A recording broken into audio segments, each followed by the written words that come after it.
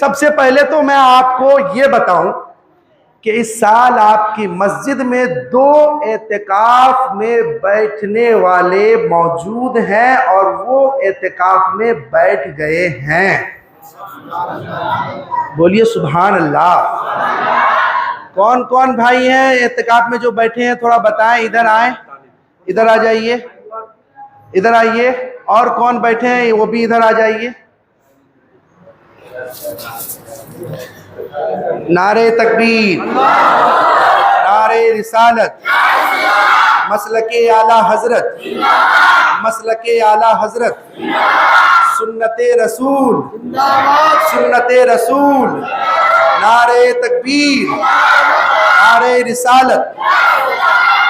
آپ لوگ نماز کے بعد ہم سے مصافحہ کیجئے چاہے مت کیجئے, ہم سے ملیے چاہے مت ملیے, ان دونوں حضرات سے ضرور ملیے گا. ان دونوں حضرات سے مصافحہ کر کے آپ انہیں مبارکباد دیں گے, کیونکہ یہ آپ کے پورے گاؤں کی ذمہ داری لے کر بیٹھے ہیں. اگر یہ نہیں بیٹھتے تو آپ گنہگار ہوتے.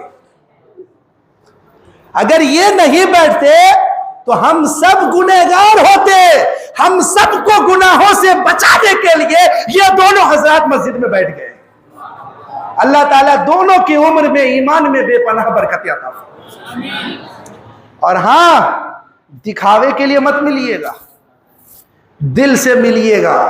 اگر دل سے ملیے گا نا تو مصطفیٰ فرماتے ہیں جب 2 مومن آپس میں دل سے کینہ و بغض کو نکال کر ملتا ہے تو وہ جدا نہیں ہوتا, اللہ اس کے گناہ کو معاف فرما دیتا ہے.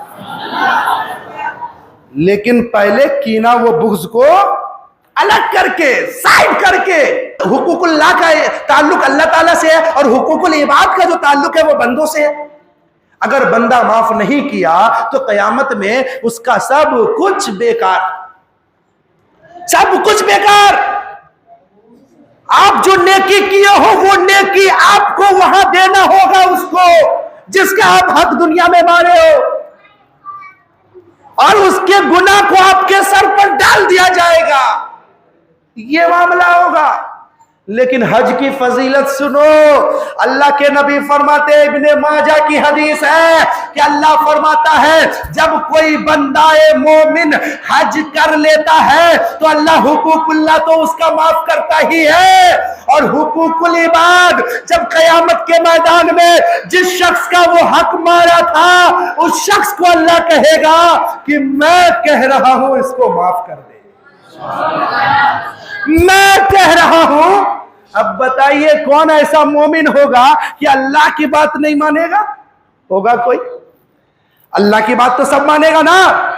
تو بتائیے وہاں پر اللہ تعالیٰ آپ کی سفارش کرے گا, آپ کی طرف سے کہے گا کہ میں کہہ رہا ہوں اس کو معاف کر دے. حج کی فضیلت سمجھ لیجئے. حقوق اللہ تو معاف وہی ہوا, اللہ تعالیٰ حقوق العباد بھی آپ کا معاف فرما دیا. تو اس لیے اگر آپ لوگوں میں سے کوئی بھی حضرات حج کرنے کے اگر قابل ہیں تو ضرور حج کریں. ایک بات یاد رکھیے, جو اللہ آپ کو یہ مال دولت دے سکتا ہے وہ اللہ آپ سے لے بھی سکتا ہے. منٹ نہیں لگے گا امیر سے غریب بنانے میں آپ کو.